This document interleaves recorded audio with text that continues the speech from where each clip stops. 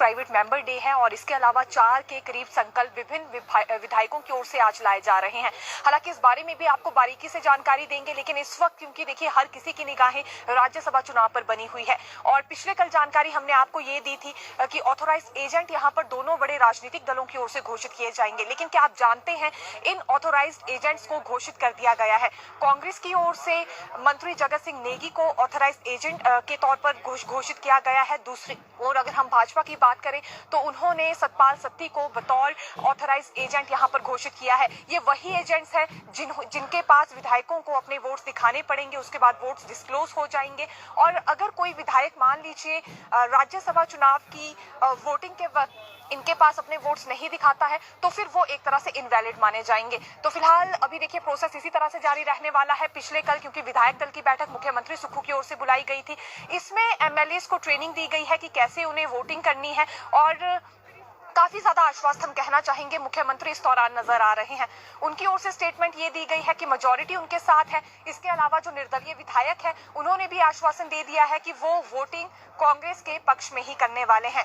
अभिषेक मनु सिंघवी को क्योंकि कांग्रेस की ओर से कैंडिडेट के तौर पर उतारा गया है। दूसरी ओर भाजपा की बात करें तो हर्ष महाजन को कैंडिडेट के तौर पर उतारा गया है। हर्ष महाजन की ओर से क्योंकि दावा ये किया जा रहा था कि बहुत सारे कांग्रेस विधायक ऐसे हैं जो कि उनके संपर्क में हैं, लेकिन अब यहाँ देखिए एक तरह से जो बतौर एजेंट घोषित किए गए हैं उसके बाद ये हम समझ सकते हैं कि ये क्रॉस वोटिंग होने की संभावना अब काफी ज्यादा कम हो गई है। इसका कोई आधार नहीं है इस वक्त, ये हम मानकर चल सकते हैं। दूसरी बड़ी बात जीओआईटी पोस्ट कोड 817 पर करना चाहेंगे क्योंकि मुख्यमंत्री ने स्पष्ट रूप से ये कह दिया है कि देखिए इसमें टेम्पररी तौर पर कोई भी रिजल्ट घोषित नहीं किया जाएगा, यानी कि टेम्पररी नौकरियां नहीं दी जाएंगी। तो सीधे तौर पर आप इसका मतलब ये समझ सकते हैं जो कंडीशनल नियुक्ति की मांग इन अभ्यर्थियों की ओर से की जा रही थी उसके आसार अब यहाँ पर कम ही नजर आ रहे हैं। दरअसल अगर ये अपॉइंटमेंट देना चैलेंजिंग होता है सरकार के लिए तो इसमें कुछ एक कदम और उठा लिए जाएंगे।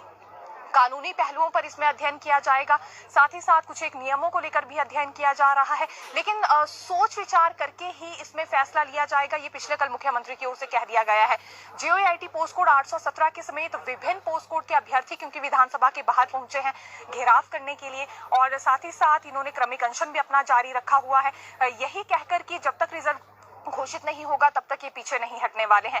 लेकिन इसी बीच देखिए जानकारी क्या सामने आई है, मुख्यमंत्री ने क्योंकि स्पष्ट रूप से ये कह दिया कि मामला अभी से नहीं चल रहा है बल्कि 2020 से चल रहा है।